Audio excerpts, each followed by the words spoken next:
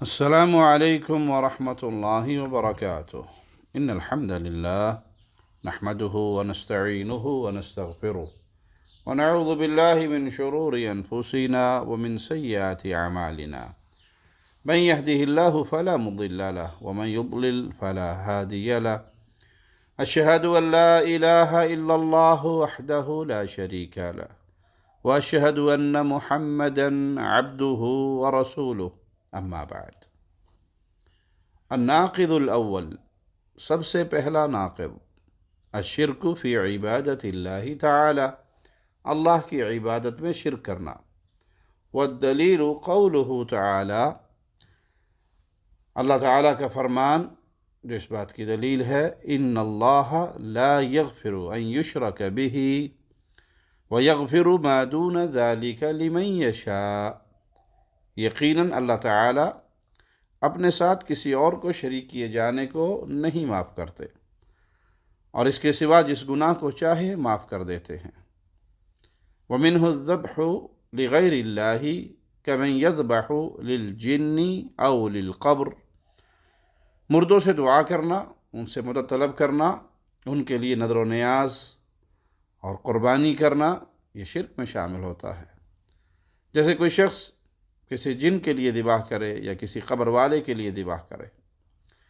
سب سے پہلا ناقض اللہ تعالیٰ کی عبادت میں کسی کو شریک بنانا ہے، اور یہ ناقض حقیقت میں الحاد ہے. اگر آج معاشرے پر نظر دوڑائیں تو آج کل کے مشرکین عبادت میں الحاد کرتے ہیں، اور الحاد کا مطلب ہم پڑھ چکے، یعنی اللہ تعالیٰ کو یکسر بھلا کر غیر اللہ کو پکارنا، غیر اللہ کی عبادت کرنا. اور آج کل کے اہل شرک کا اگر حال دیکھیں تو یہ ابو جہل اور کفار مکہ کے شرک سے زیادہ خطرناکی میں ڈوبے ہوئے ہیں. اور اس کی وجہ کیا ہے؟ کفار مکہ کا شرک جس سے نبی کریم صلی اللہ علیہ وسلم نے روکا تھا، اسے قرآن حکیم نے بیان کیا. والذین اتخذوا من دونه اولیاء ما نعبدهم الا لیقربونا الی اللہ زلفا. اور جن لوگوں نے اللہ کے سوا اولیاء بنا رکھے ہیں اور کہتے ہیں کہ ہم ان کی عبادت صرف اس لیے کرتے ہیں کہ یہ اولیاء ہمیں اللہ کے قریب کر دیں گے. ان کا اپنے معبودان باطلہ کی عبادت کا مقصد یہ ہوتا تھا کہ یہ ہمیں اللہ کے قریب کریں گے، ہماری باتیں اللہ کو پہنچا دیں گے، اللہ سے لے کر دیں گے. لیکن آج کل کے اہل شرک، ان کی حالت اگر آپ دیکھیں کہ اپنی پیر کی قبر پر جا کر اس سے اپنے لیے شفا مانگتے ہیں، کہ اس کی عبادت کرتے ہیں. اسے یہ نہیں کہتے کہ ہمیں اللہ سے یہ چیز لے کر دو، بلکہ ڈائریکٹ اس سے مانگا جاتا ہے اور اس کی عبادت کی جاتی ہے. آئے ہیں تیرے در پہ تو کچھ لے کے جائیں گے، جھولیاں بھر کے جائیں گے. تو اس کی قبر پہ آنے کو اپنی حاجت روائی کے طور پر سمجھا جاتا ہے. کفار مکہ اپنے بتوں کی اس لیے عبادت کرتے تھے کہ یہ ہمارے اور اللہ کے درمیان واسطے ہیں. لیکن آج کے اہل شرک اپنے پیر کو عبادت کا مستحق سمجھ کر اس کی عبادت کرتا ہے، بھلے وہ لفظ عبادت نہ ہی استعمال کرے، لیکن وہ افعال سر انجام دیتا ہے جو افعال ایک خالق و مالک کے لیے بطور عبادت ادا کیے جاتے ہیں. کفار مکہ آج کل کے اہل شرک کی طرح اپنے معبودان باطلہ کو عبادت کا حقدار نہیں سمجھتے تھے. امام محمد بن عبد الوہاب رحمہ اللہ نے فرمایا، الشرک فی عبادت اللہ تعالی. اسے شرک اس لیے کہا کہ اس کا انجام شرک کی طرح ہے. جیسے مشرک کے تمام اعمال قبول نہیں ہوں گے، یعنی کوئی عمل بھی اس کا قبول نہیں ہوگا، اسی طرح ملحد کا بھی کوئی عمل قبول نہیں ہوگا. جس طرح مشرک کے لیے آخرت میں ہمیشہ کی جہنم ہے، اسی طرح ملحد کا ٹھکانہ بھی ہمیشہ کی جہنم ہے. اور اس بات کی دلیل قرآن حکیم میں اللہ مالک کا یہ فرمان ہے، ان اللہ لا یغفر ان یشرک بہ ویغفر ما دون ذلک لمن یشاء. یقیناً اللہ تعالی اپنے ساتھ کسی اور کو شریک کیے جانے کو نہیں معاف کرتے اور اس کے سوا جس گناہ کو چاہے معاف کر دیں. اگر مشرک توبہ کیے بغیر مر جاتا ہے تو وہ ناقابل معافی ہے، اس کے لیے معافی کی کوئی صورت نہیں. اور اپنی زندگی میں اگر توبہ کر لیتا ہے تو توبہ کر لینے سے کفر اور شرک جیسے گناہ بھی اللہ معاف فرما دیتا ہے۔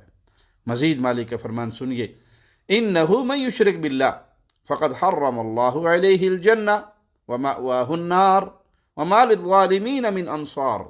بے شک جو شخص اللہ کے ساتھ شرک کرتا ہے، اللہ نے اس پہ جنت حرام کر دی، اس کا ٹھکانہ جہنم ہی ہے، اور گناہگاروں کی مدد کرنے والا کوئی نہیں۔ ان دو آیتوں سے واضح ہوتا ہے کہ شرک اکبر کرنے سے کیا ہوتا ہے۔ آئیے اس پہ غور کرتے ہیں، ان آیات سے کیا نتیجہ نکلتا ہے۔ نمبر 1، اللہ تعالیٰ یہ گناہ معاف نہیں کرتے، ان اللہ لا یغفر ان یشرک بہ، اور آخرت میں تمام گناہوں کی معافی کی امید ہوگی سوائے شرک کے، یہ کسی صورت میں معاف نہیں ہو سکتا۔ چوری، زنا، کبیرہ گناہ، ان سب کی معافی مل سکتی ہے، لیکن مشرک کو معافی نہیں مل سکتی اگر وہ توبہ کیے بغیر شرک اکبر کی حالت میں ہی مر گیا۔ نمبر 2، اس آیت سے یہ چیز بھی ثابت ہوتی ہے کہ مشرک پر جنت حرام ہے۔ فقد حرم اللہ علیہ الجنہ، جس شخص نے شرک اکبر کا ارتکاب کیا جنت اس پر حرام ہے، جنت میں جانا اس کے لیے ناممکن ہے۔ جیسے سوئی کے سوراخ سے اونٹ نہیں گزر سکتا، اسی طرح جنت کے دروازے سے مشرک داخل نہیں ہو سکتا۔ اور نمبر 3، اس کا ٹھکانہ آخرت میں ہمیشہ کے لیے جہنم ہے، وَمَأْوَاهُ النَّارُ، اس کے لیے جہنم سے نکلنے کا کوئی امکان نہیں۔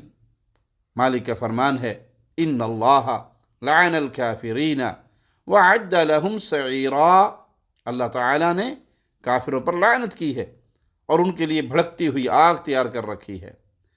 نمبر 4، مشرک کا کوئی عمل بھی قبول نہیں ہوگا، اس کے سارے اعمال جن کو یہ بظاہر نیک اعمال سمجھتا رہا وہ رائے گاں کر دیے جائیں گے۔ مالک کا فرمان ہے، وَقَدِمْنَا إِلَى مَا عَمِلُوا مِنْ عَمَلٍ فَجْعَلْنَاهُ هَبَاءً مَنْثُورًا، اور انہوں نے جو اعمال کیے تھے ہم نے ان کی طرف بڑھ کر انہیں پراگندہ ذروں کی طرح کر دیا، ریت کے ذرات کی طرح اڑا دیے جائیں گے ان کے اعمال۔ شرک کے علاوہ تمام گناہ معاف ہو سکتے ہیں، اور شرک کے ساتھ کوئی نیکی قبول نہیں ہو سکتی، جتنی مرضی نیکیوں کے انبار ہوں، کوئی نمازیں پڑھ کے آئے، کوئی روزے رکھ کے آئے، کوئی حج کر کے آئے، کوئی جہاد کر کے آئے، کوئی صدقے کر کے آئے، یتیموں کی مدد اور بیواؤں کا سہارا بن کر آئے، لیکن اپنے ان اعمال کے ساتھ اگر شرک اکبر کا جرم بھی ساتھ لایا ہے تو وہ سارے اعمال برباد ہو جائیں گے۔ مشرک پر جنت حرام ہے اور جہنم اس کا ہمیشہ کا ٹھکانہ ہے۔ یہ شرک اتنا بڑا اور اتنا خطرناک گناہ ہے، صحیح بخاری میں رسول اللہ صلی اللہ علیہ وسلم کا فرمان ہے، من مات وهو يدعو من دون اللہ ندا دخل النار۔ آپ صلی اللہ علیہ وسلم نے فرمایا، جو شخص اس حالت میں مر جائے کہ وہ اللہ کے سوا اوروں کو بھی اس کا شریک ٹھہراتا ہو تو وہ جہنم میں جائے گا۔ غیر اللہ کو پکارنے والا، اللہ کا شریک بنانے والا، اس کا ٹھکانہ ہمیشہ کی جہنم ہے۔ مثال دے کے سمجھاتے ہیں کہ مثال کے طور پر کوئی چور ہے یا شرابی ہے یا کوئی بھی کبائر میں سے کسی بھی گناہ کا ارتکاب کرتا ہے، تو اہل الحدیث کا یہ عقیدہ ہے کبیرہ گناہ کے مرتکب کے بارے میں کہ قیامت کے دن اگر اللہ نے اسے اس کے گناہ کی سزا دی تو یہ اللہ کا عین عدل و انصاف ہوگا، اور اگر اللہ نے اسے معاف کر دیا تو یہ اللہ کی رحمت ہوگی۔ اللہ، ہم تجھ سے تیرے پیارے ناموں کا واسطہ دے کر تیری رحمتوں کا سوال کرتے ہیں، مولا ہمیں اپنی رحمتوں سے معاف فرما دینا۔ لیکن مشرک کو معافی نہیں مل سکتی۔ ایسا مشرک جو توبہ کیے بغیر حالت شرک کی حالت میں ہی مر گیا، اس کا ہر حال میں ٹھکانہ جہنم ہے، اور وہ جنت کی خوشبو بھی نہیں پا سکے گا۔ مشرک نے چاہے دنیا میں جتنے مرضی نیک اعمال کیے ہوں، لیکن وہ اس شرک کی وجہ سے کبھی بھی جنت میں داخل نہیں ہو سکتا۔ اور موحد جتنا مرضی گنہگار ہو، وہ کبھی ہمیشہ کی جہنم میں نہیں رہے گا۔ اگر اپنے گناہوں کی سزا پانے کے لیے اسے جہنم میں دھکیلا بھی گیا تو وہ گناہوں سے پاک صاف ہو کر پھر اللہ کی جنت میں داخل ہوگا۔ اور شرک اتنا بڑا گناہ ہے کہ انسان کے نام اعمال میں جتنے مرضی نیک اعمال ہوں، وہ سارے کے سارے نیک اعمال، بھلے اس کے نام اعمال میں انبار ہیں کہ وہ مسکینوں کو کھانا کھلاتا رہا، غریبوں کی مدد کرتا رہا، یتیموں کی کفالت کرتا رہا، شرک کا گناہ ساتھ ہوا تو یہ سب غارت کے جنت تو دور کی بات ہے، اس کی خوشبو سونگنا بھی اس کے لیے ممکن نہیں ہوگی۔